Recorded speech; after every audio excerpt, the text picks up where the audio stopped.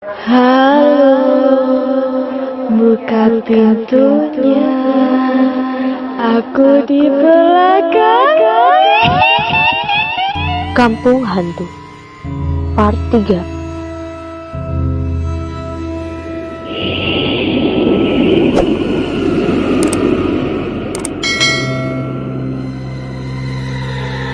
Selesai acara makan-makan, anak-anak bersalaman dengan Mbah Nur dan pulang ke rumah masing-masing.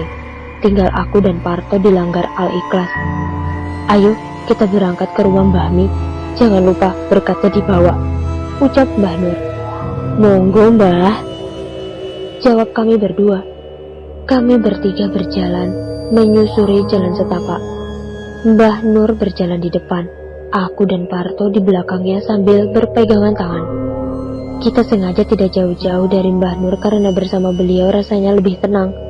Seperti yang saya bilang, rumah Mbah Mi sebenarnya tidak jauh dari Langgar.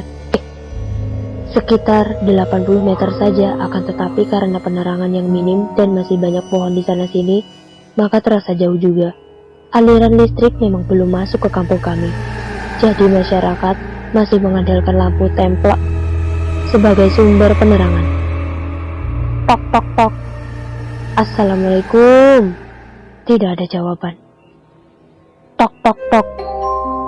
Assalamualaikum. Waalaikumsalam. Siapa ya? Jawaban dari dalam rumah. Kulo, Nur, sareng lare-lare. Saya Nur bersama anak-anak, jawab Mbah Nur. Pintu dibuka oleh Mbah Mi. Walah, sampean Nur, monggo masuk, ujarnya kemudian.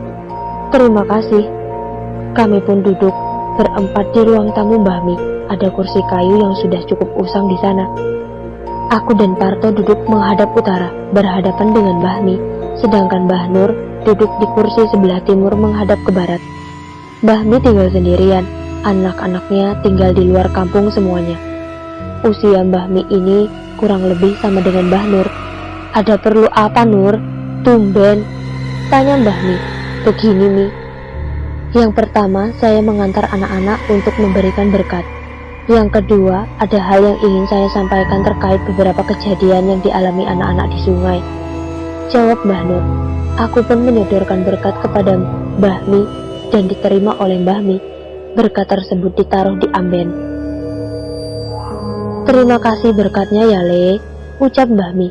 Aku dan Parto mengangguk hormat sambil tersenyum. Apa hubungan kejadian di sungai denganku Nur? Tanya Mbah Mi. Begini Mi, sebelumnya saya minta maaf yang sebesar-besarnya sama kamu. Apa benar kamu masih sering menaruh sesaji di bawah pohon nangka itu? Ujar Mbah Nur. Mbah Mi agak terkejut dengan ucapan Mbah Nur. Bukan sesaji Nur, nasi telur ceplok, kopi pahit, dan sebatang rokok kesukaan almarhum suamiku.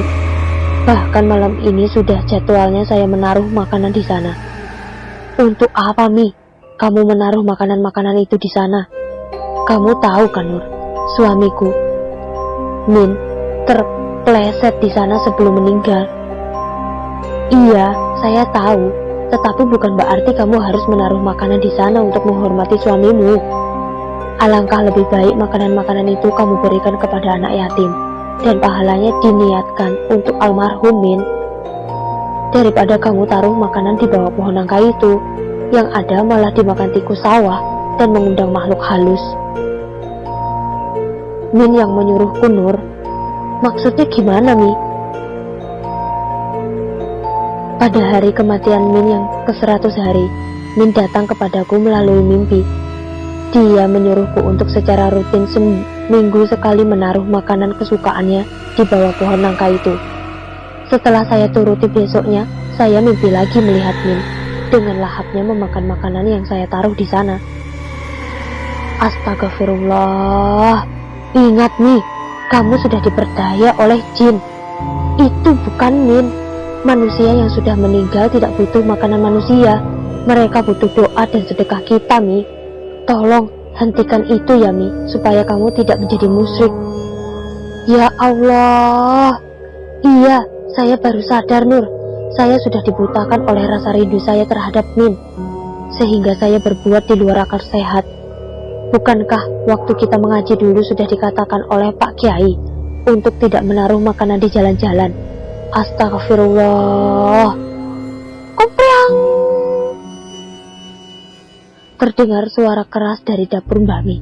Mbah Mi sedikit berlari menuju ke arah dapur. Mungkin makanannya dijatuhkan kucing. Min! Min! Min! Terdengar suara teriakan Mbah Mi dari arah dapur. Mbah Nur berlari ke arah dapur diikuti oleh kami berdua yang ikutan berlari dengan rasa ketakutan. Di dapur kami melihat Mbah Mi jatuh terjelembab di lantai tanah. Sementara di depan Mbah Mi ada sesosok pria tua dengan pakaian compang-camping sedang membanting-banting nampan berisi makanan ke lantai. Nasi dan telur ceplok bertebaran di lantai. Mbah Nur sibuk membacakan ayat-ayat suci. Mbah Mi masih terus berteriak memanggil nama suaminya. Sosok pria itu semakin dilihat semakin menyeramkan. Tubuhnya yang awalnya aku lihat berkulit seperti biasa, lama-lama kulitnya seperti berlendir dan bola matanya tiba-tiba keluar. Kami berdua memeluk tubuh Mbah Nur. Kami tidak berani melihat sosok itu lagi. Tubuh kami berkeringat, jantung berdegup dengan kuat. Kami berdua menangis. Pelukan kami semakin erat ke Mbah Nur. Kami masih terlalu kecil. Kami belum mampu menghadapi situasi seperti ini.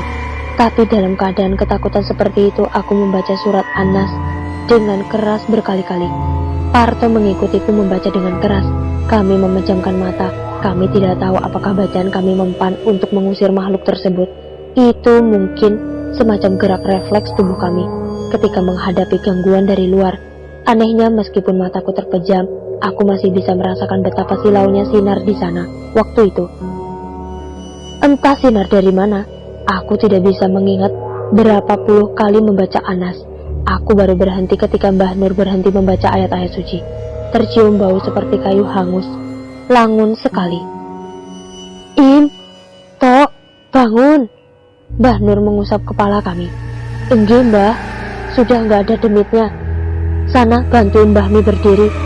Aku dan Parto membantu Mbah Mi berdiri, tubuhnya lemas sekali.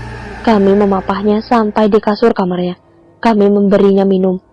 Kalian hebat, sudah bantuin berdoa. Hantunya hangus ya Mbah?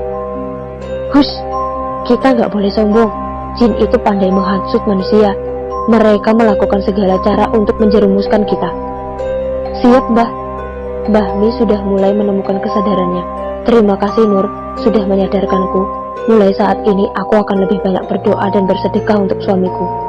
Iya Mi, jangan ngasih-ngasih sesajen lagi ya. Iya Nur, aku bisa minta tolong sama kamu. Apa Mi? Aku ingin mengadakan doa bersama di rumah ini besok malam. Biar murid-muridmu semua yang mengaji dan berdoa di sini, dan aku akan meminta Jun untuk menebang pohon nangka itu.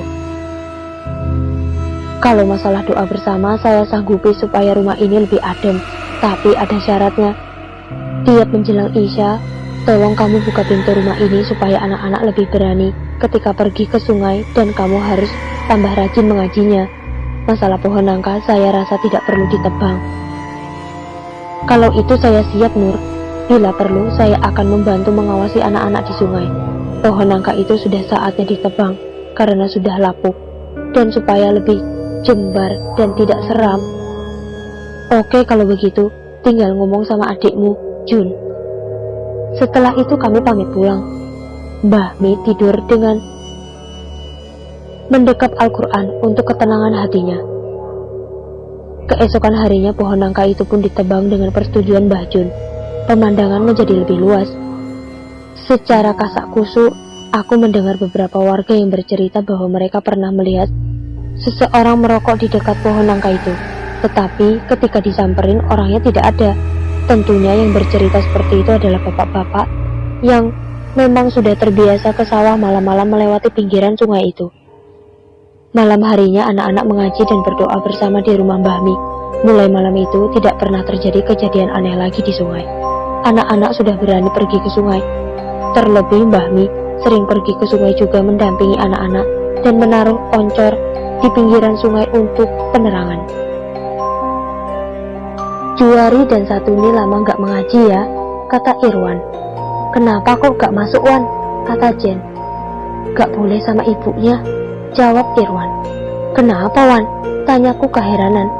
Ibunya takut sendirian di rumahnya kalau malam, jawab Irwan lagi. Kenapa takut? Tanyaku lagi. Katanya sih pas malam-malam di belakang rumahnya kan ada pohon kelapa banyak sekali. Ada suara kelapa jatuh dan menggelinding membentur pintu dapurnya. Naluri ibu-ibu otomatis membuka pintu belakang, terus memungut buah kelapa yang jatuh itu. Pas diambil ternyata Irwan bercerita. Ternyata kenapa, Wan? Aku dan Zen bertanya berbarengan. Kepalanya tersenyum menyeringai, jawab Irwan enteng. Maksudnya? Tanya kami kembali. Ya, itu bukan kelapa ternyata, tapi kepala orang, tegas Irwan. Hantu? Tanya kami. Iya, jawabnya. Bersambung.